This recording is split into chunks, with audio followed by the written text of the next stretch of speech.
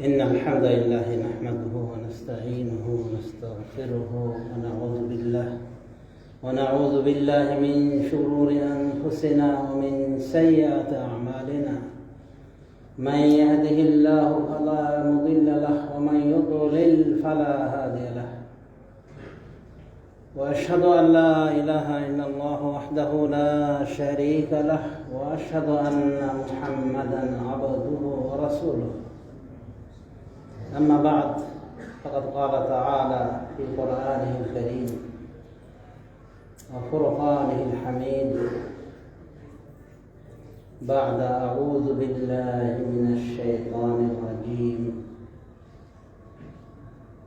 يا أيها الذين آمنوا اتقوا الله حق تقاته ولا تموتن إلا وأنتم مسلمون. وقال الرسول صلى الله عليه وسلم: عينان لا تمسهما النار، عين بكت من خشية الله وعين باتت تحرس في سبيل الله، أو كما قال النبي صلى الله عليه وسلم، والحديث رواه الترمذي في سننه بإسناد حسن. وبعد، فيا عباد الله، اتقوا الله عز وجل واتقوه في السر والعلن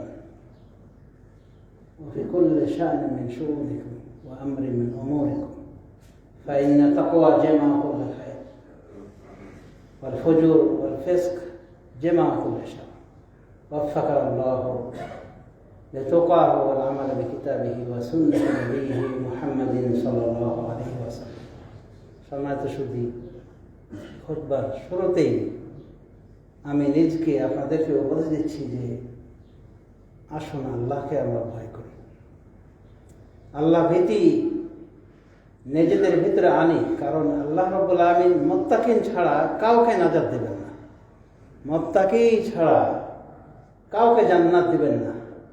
কারণ জান্নাতকে আল্লাহ তৈরি করেছে মুত্তাকিদের জন্য। মুত্তাকি কারা? যারা আল্লাহকে মেনে চলে, আল্লাহর আদেশ নিষেধ ফলো করে, কোন প্রকার চাপ প্রয়োগ ছাড়াই নিজে থেকে, নিজের অন্তঃকরণ থেকে আল্লাহর আদেশ নিষেধ সবকিছু ফলো করে, এরাই হল মুত্তাকি।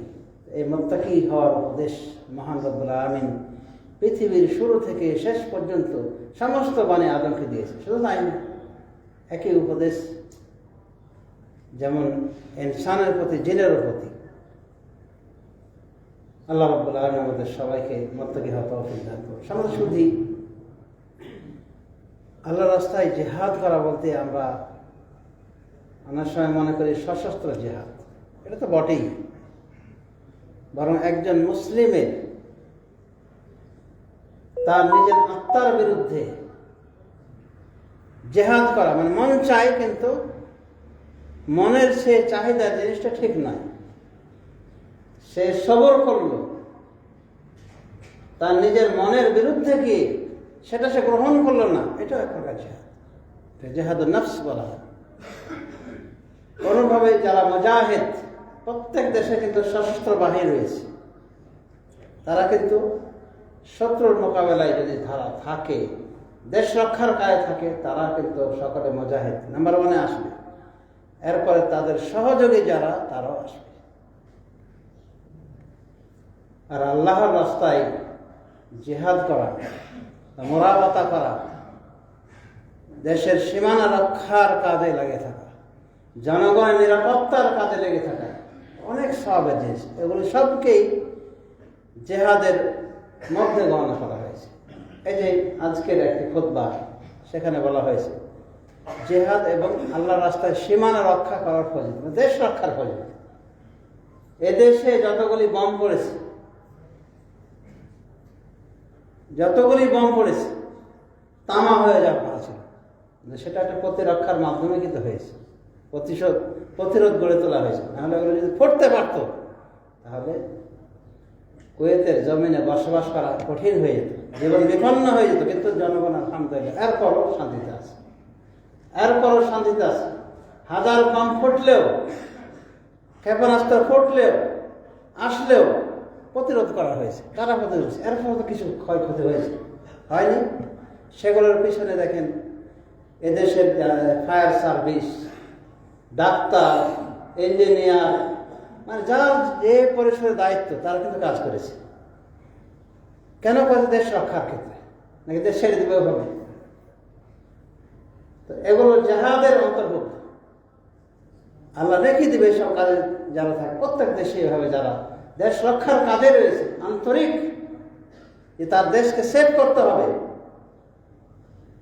দুশমন থেকে, পাহারা যারা থাকে, রাত জেগে যারা থাকে, এদেরকে বলে মুরাবিত, সীমানা রক্ষাকারী, প্রহরী ব্যক্তি। এবং এদের সম্পর্কে কোরআন হাদিসে যথেষ্ট আলোচনা এসেছে, বিশেষ করে রাসূলুল্লাহ সাল্লাল্লাহু আলাইহি ওয়াসাল্লামের একখানা হাদিস খুব গুরুত্বপূর্ণ। রাসূলুল্লাহ সাল্লাল্লাহু আলাইহি ওয়াসাল্লাম বলেছেন, দুটি চোখ লা তামাসসাহুমান নার, এই দুটি চোখকে জাহান্নামের আগুন স্পর্শ করবে না। একটি হলো আইনুন বাকাত মিন খাশিয়াতিল্লাহ, এমন চোখ যে আল্লাহর ভয়ে কেঁদেছে, আল্লাহর ভয় করে কেঁদেছে, আল্লাহকে ভয় করে কেঁদেছে, মানে নিজেকে অপরাধের কাতারে শামিল করেছে, নিজের গুনাহগুলি স্মরণ করেছে, আল্লাহর আযাব গজবের কথা স্মরণ করে ভয় পেয়েছে, আল্লাহর কাছে ক্ষমা চেয়েছে। এক কথায় বাকাত মিন খাশিয়াতিল্লাহ, এমন চোখ যে আল্লাহ ভয় কেঁদেছে। কন্দনটা কোথায়? আজকে পাপ করেও আমরা মনে করে যে আমার জান্নাত মনে হয় মিস হবে, এত ভালো মানুষ আমি। আর সে যুগের সাহাবায়ে কেরাম নেকি তো করতেনই, মোহর নেকির কাজ করেই যাচ্ছেন, তারপরে তারা ভয় করতেন যে হয়তো আল্লাহ এগুলো গ্রহণ করলেন, কাঁদতেন বহু করে। তো যুগের চক্রপাকে মানুষের এরকম পরিবর্তন এসেছে যে পাপ করার পরও আমরা শান্ত, আর তারা নেকির কাজ করার পরও অশান্ত। আল্লাহর ভয় কাঁদতেন। তা আল্লাহর ভয়ে কন্দন করা একটি গুরুত্বপূর্ণ ইবাদত, এবং এই ইবাদতের তৌফিক সবাইকে দেন না। যারা পাপ কাজে সবসময় প্রতিষ্ঠিত থাকে, মানুষের তো অন্যায় করে, জুলুম করে, এদের হৃদয়টা এতটাই শক্ত যে এদের চোখ দিয়ে পানি বের হবে না, কারণ ওরা জালেমের কাতারে চলে গেছে। আর জালেম জুলুম করতে পারলেই তার মনটা ভালো থাকে, কেন সে কাঁদবে? মাজলুমের প্রতি জুলুম হলে সে কাঁদবে কি জন্য?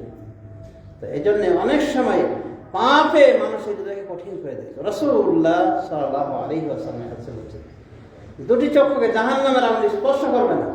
আইনুন বাকাত মিন খাশিয়াতিল্লাহ, যে চক্ষু আল্লাহর ভয়ে কেঁদেছে।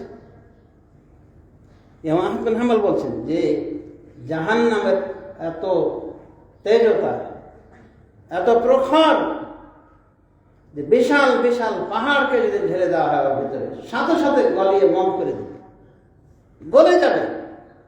তার মানে জাহান্নামকে ঠেকানোর জন্য কোনো কিছু নেই, সারা পৃথিবী ওর ভিতরে দিলে শেষ, গলে যাবে। অথচ এই জাহান্নামের আগুনটাই আপনার নির্বাপিত হয়ে যাবে যদি আল্লাহর ভয় কাঁদে, মানে আল্লাহকে স্মরণ করে কেঁদেছে, আপনার অপরাধের কথা স্মরণ করে আল্লাহর কাছে কেঁদেছেন, নিজেকে পেশ করেছেন অপরাধী হিসেবে, বলেছেন আল্লাহ আমাকে ক্ষমা করে দেন, অনেক বড় পাপ করেছে। আর মানুষের হক দখল করেছেন, সেটা যদি ফেরত দিয়ে থাকেন, আল্লাহর হকের ক্ষেত্রে আপনি হয়তো ত্রুটি বিচ্যুতি করেছেন, এবার বন্ধে আল্লাহর কাছে মাফ চাচ্ছেন, আল্লাহ আপনার এবার সেভাবে করতে পারি, যেভাবে করার দরকার ছিল, আপনি আমাকে মাফ করে দেন। রব্বুল আলামিন, রব্বে কায়নাত আপনাকে ক্ষমা করে দেবেন ইনশাআল্লাহ বিইজনিল্লাহ। তবে মাফ নেওয়ার মতো করে নিতে হবে, আন্তরিকভাবে তওবা করতে হবে। তো যে ব্যক্তি কাঁদবে আল্লাহর ভয়ে, দেখেন এদিকে লক্ষ্য করে দিয়েছে, বিশাল বিশাল পাহাড় জাহান্নামে ফেলে গলে যাবে, মানে জাহান্নামকে নিভানো যাওয়ার মতো কোনো কিছু নাই। আর কত শক্ত, এত বিশাল বিশাল পাহাড় গলে যাবে, সারা পৃথিবীর সমস্ত সমুদ্রগুলির পানি যদি ঢালা হয় কিচ্ছু হবে না, নেবে না। কিন্তু আপনার উপরে এই জাহান্নাম নিভে যাবে, আপনার জন্য এই জাহান্নাম আর জাহান্নাম থাকবে না, আপনাকে আল্লাহ জাহান্নাম শাস্তি দেবেন, আপনার জন্য নিভে গেল চোখের এক ফোঁটা পানির বিনিময়ে। এই জাহান্নামকে আমি নির্বাপিত করতে পারি আপনার জন্য, কত বড় একটা অফার। তো দুটি চক্ষুকে আগুন স্পর্শ করবে না, তার ভিতরে একটি চক্ষু হলে, তার মানে ওই শুধু চোখ না, ওই ব্যক্তি, যে ব্যক্তির ভিতরে এই স্বভাব রয়েছে যে কাঁদে, ভুলের কথা নিজের গুনাহের কথা স্মরণ করে আল্লাহর কাছে কাঁদে। এটি বড় ইবাদত, মানে গুরুত্বপূর্ণ ইবাদত। অপর চক্ষু সম্পর্কে বলা আছে ওয়াইনুন বাতাত তাহরসু ফি সাবিলিল্লাহ, এবং এমন চক্ষু যে রাত জেগে থেকেছে আল্লাহর রাস্তায়, মানে মুসলিম স্টেটের সীমানা পাহারা দিয়েছে যাতে শত্রুপক্ষ না ঢুকে, বর্ডারে না ঢুকে পড়ে, শত্রুপক্ষ বর্ডারে না ঢুকে জনগণের ক্ষতি না করে, জনগণের সম্পদের মান ইজ্জতের কোনো ক্ষতি না করতে পারে। এবং পাহারা বিভিন্ন রকম হতে পারে। দেখেন না যে কতগুলি বম পড়েছে, সে হয়তো আপনি ভাবছেন যে অনেক বন্ধ মানুষ, কিন্তু আসলে বন্ধ নয়, বোঝার ভুল। শত্রুপক্ষেরই ওটাই, এবং শত্রুপক্ষের পূর্ব ইতিহাস কালো ইতিহাসে বলা। সুতরাং এই যে মনে করেন যে ক্ষয়ক্ষতি আরো ব্যাপক আকারে হতো, কিন্তু এরপরে সাধারণ জনগণ কিন্তু আলহামদুলিল্লাহ আরামে আছে। এগুলো কাজ কারা করে? প্রত্যেকটা দেশে কিন্তু যখন যুদ্ধ বাঁধে এগুলো কিন্তু ট্যাকেল দেয় সেনাবাহিনী, এবং সেনাবাহিনী পোষাই হয় এ কারণে। সমাজ শুধু তাহলে আল্লাহ রাস্তায় সীমানা পাহারা দেওয়া সেনাবাহিনীর কাজ। যারা সেনাবাহিনী আছেন তাদের একটা ফজিলত যে তাদের দেশ রক্ষার কাজে আছে। তো কত বড় ফজিলত! ওর ওই চোখটাকে জাহান্নামের আগুনে স্পর্শ করবে, মানে যারা দেশ রক্ষার দায়িত্বে, জনগণের নিরাপত্তার দায়িত্বে কাজ করছে, তাদেরকে ওই জাহান্নামের আগুনে স্পর্শ করবে না ইনশাআল্লাহ। তবে অবশ্যই নামাজি হতে হবে, কারণ বেনামাজি এমন একটা জিনিস যে যদি ওই পানিতে ডুবেও মারা যায়, আগুনে পুড়েও মারা যায়, গাড়ি এসে করেও যদি মারা যায়, মৃত্যুর হলো অপমৃত্যু। কারণ বেনামাজি ওর ইসলামটাতে বিতর্কিত, কিন্তু মোটামুটি নামাজ রোজা করেছে, অন্যান্য বিষয়ে ত্রুটি বিচ্যুতি ছিল, কিন্তু এই সমস্ত মহৎ কাজের বিনিময়ে আল্লাহ রাব্বুল আলামিন তাদেরকে নাজাত দেবেন এবং জান্নাত দানে ধন্য করবেন। তো সমাজ শুধু আশা করি আমরা বুঝতে পেরেছি যে আল্লাহর ভয়ে ক্রন্দন করা এবং দেশ রক্ষার কাজে লেগে থাকা অনেক অনেক সওয়াবের কাজ। আল্লাহ রাব্বুল আলামিন আমাদের সবাইকে এই মুসলিম দেশ সহ আরও যত মুসলিম দেশ রয়েছে সেগুলোতে নিরাপত্তা দান করেন, এবং শত্রু সেটা দেশের শত্রু হোক, বহিরাগত শত্রু হোক, গোপন শত্রু হোক, প্রকাশ্য শত্রু হোক, শত্রুদেরকে আল্লাহ পরাস্ত করেন। এবং আল্লাহ রাব্বুল আলামিনের একটা হিকমত রয়েছে, 100 দিয়ে 800কে আল্লাহ পরাস্ত করেন। যখন সত্য বেড়ে যায়, মানুষের জুলুম করে, মানুষকে হত্যা করে নির্বিচারে, সে যে প্রকারে জালেম হোক না কেন, নামে বেনামে, আল্লাহ ওদেরকে শাস্তি দেন। এবং আমরা লক্ষ্য করে দেখছি যে আল্লাহ রাব্বুল আলামিন লাগিয়ে দিয়েছে। ইমাম আহমদ বিন হাম্বল সহ আর অনেকের কথা যে শত্রুরা যদি দুশ্মন তোমার হয়, সবাই দুশ্মন, এও খারাপ, ও খারাপ, ও খারাপ, ওরা লেগে গিয়েছে, তোমার কারো পক্ষ নেওয়ার দরকার নাই, তুমি খালি বসে বসে তামসাটা দেখো, ওদের ব্যাকগ্রাউন্ড দেখো যে ওরা কি করেছে, অতীতের ইতিহাস মনে করবে যে এটাই সে পাশ্চাত্য ভোগ করতেছে। এবং প্রত্যেক জালেমকে মরণের আগে এই দুনিয়াতে জুলুমের শাস্তি ভোগ করতেই হবে, এবং এটাই আল্লাহর চূড়ান্ত ফায়সালা। সবাই শুধু আল্লাহ রাব্বুল আলামিন আমাদের সবাইকে আমাদের জীবনে ধন সম্পদে সব নিরাপত্তা দান করুন, এবং কুয়েত সহ সমস্ত মুসলিম কান্ট্রিগুলিতে আল্লাহ নিরাপত্তা দান করুন, এবং যেন আমরা শান্তিতে বসবাস করতে পারি, দেশে থাকি বিদেশ থেকে সর্বস্থানেই যেন আমরা শান্তি নিরাপত্তা ভোগ করতে পারি। আল্লাহুম্মা আমিন। ওয়া আকুলু কওলি হাযা ওয়া আস্তাগফিরুল্লাহ লি ওয়া লাকুম ওয়া লিসাইরিল মুসলিমিন ফাস্তাগফিরুহু লিযুনুবিকুম ইন্নাহু হুয়াল গফুরুর রাহিম।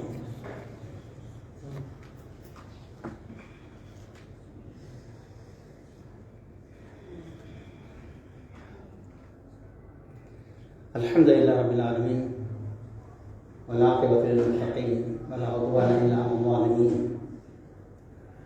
وبعد فيا عباد الله اتقوا الله عز وجل تزودوا من فوقكم لمعادكم وقسمتم عن المرابطة والعبادة في سبيل الله. وقال الله عز وجل يا أيها الذين آمنوا اصبروا وصابروا ورابطوا واتقوا الله لعلكم تفلحون. يا أيها الذين আমানু তাকুল্লাহ ইসবিরু ওয়া সাবিরু, ইসবিরু ওয়া সাবিরু।